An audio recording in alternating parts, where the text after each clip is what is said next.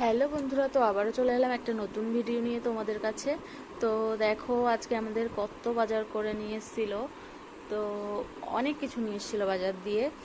দেখো, অনেক অনেক সবজি, যেমন কলা ছিল, কচুর পাতা ছিল, ভেন্ডি ছিল, পটল ছিল, পেঁয়াজ রসুন আদা ছিল, তারপরে শসা ছিল, অনেক কিছুই ছিল। তো অনেক কিছু নিয়ে চলে এসছে সকাল সকাল।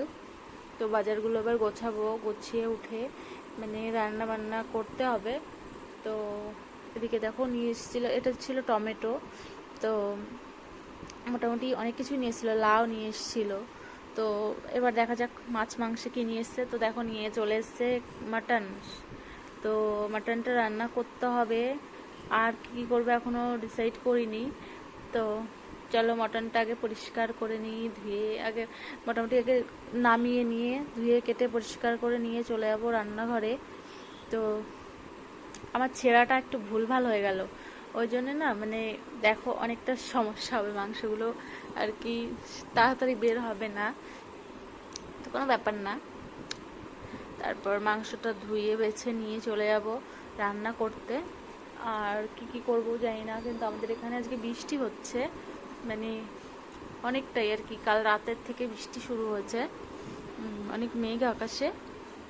এখন মাংসটা পরিষ্কার করতে হবে, কেননা খাসির মাংস তো একটু পরিষ্কার করে নিতে হয়, যেহেতু অনেক নোংরা টোংরা থাকে। তো একটু পরিষ্কার করে ধুয়ে বেছে নেব, মানে মশলা টশলা কেটে। এখন অনেকটা টাইম লাগবে রান্না বসাতে আর কি। তো চলো গুছিয়ে নিই সব কিছু। তো এদিকে দেখো, গুছিয়ে নিয়ে চলে এসেছি। এদিকে আমার মাংস বসানো হয়ে গেছে, আর আমি না মাংসটা প্রেশার কুকারে সিটি দিয়েছিলাম। তো সিটি দিলে কি হয়, ভালো মাংসটা মানে অনেকটা নরম হয়ে যায়, সফট হয়ে যায়, আর রান্না করতে ভালো হয়। তো প্রেশার কুকারে সিটি দিয়েছিলাম যেহেতু, সেহেতু মানে ওই জলটাই আমি রেখে দিয়েছিলাম মাংস কষিয়ে ওই মাংসতে দেওয়ার জন্য। তো আমি ওই জলটাই দিয়ে দিলাম, অনেকগুলো সিটি দিয়েছিলাম আমি আজকে। ওই জলটা দিয়ে দিলাম, দিয়ে মাংসটা এবার খানিকটা মানে এতক্ষণ ঢেকে দিয়েছিলাম, অবশ্য ঢাকা দিয়ে রেখেছিলাম। তো আবারও একটু ঢাকা টাকা দিয়ে রাখবো। তারপর দেখো, আমার মাংসটা মানে বেশ হয়ে এসছে, এরকম আর কি কালার এসছে। তো এবার একটু এরকম ফুটবে, তারপর আমি গরম মশলা দিয়ে নামিয়ে নেব। তো গরম মশলাটা দিয়ে দেবো এবার। আর এখানে গরম মশলাটা দেখো, আমি নিজে আর কি কুটে নিয়েছি। কুটে নিলে ভালো হয়, একটু সেন্ট অনেকটা সুন্দর বের হয়, আর আমাদের বাড়িতে খেতে ভালোবাসে। তো ওই জন্য আমি মানে গুঁড়োটা কম ব্যবহার করি, আর এরকম কুটে দিই আর কি। তো একটু কুটে দিলাম, এটা গন্ধটা বেশ সুন্দর লাগবে। আর মাংস আমার হয়ে এসছে, এবার নামিয়ে নেব। তো দেখো, মাংসটা মানে বেশি ঝোলও করলাম না, আবার একটু মানে ইয়েও রাখলাম আর কি, গাঢ় গাঢ় থাকলো। বেশি ঝোল করলে ভালো লাগে না। চলো, তো দেখো একটু টেস্ট করে নেব এবার। আর মাংসটা এত সুন্দর গলেছে কি বলবো তোমাদের, ভীষণ সুন্দর, পুরো সফট একদম, কি দারুণ গলে গেছে। মানে মানে অনেকগুলো সিটি দিয়েছিলাম তো ওই কারণেই আর কি। আর খাসির মাংস একটু না গললে ভালো লাগে না, আর একটু গলতেও তো টাইম লাগে বলো। তো আমি ওই জন্য সিটি দিয়ে নিয়েছিলাম। তো একটু টেস্ট করে নিচ্ছি। আর এদিকে দেখো, তো ভাবলাম তোমাদের সঙ্গে একটু শেয়ার করি, কি দারুণ গলেছে মাংসটা, আর খেতে না বেশ ভালোই হয়েছিল।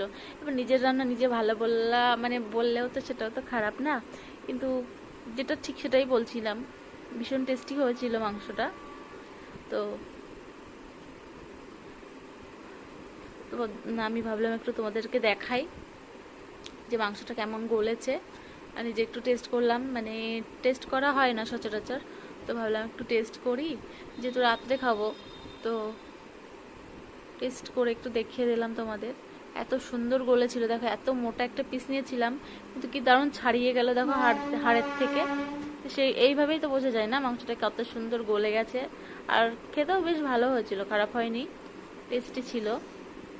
তো দেখো, আর এই হাড় খেতে যে আমার এত ভালো লাগে, মানে এই গোল হাড়গুলো কি দারুণ লাগে। আর কাদের কাদের ভালো লাগে একটু জানিও তোমরা। আমার তো ভীষণই ভালো লাগে এরকম, মানে এই হাড়গুলো খেতে।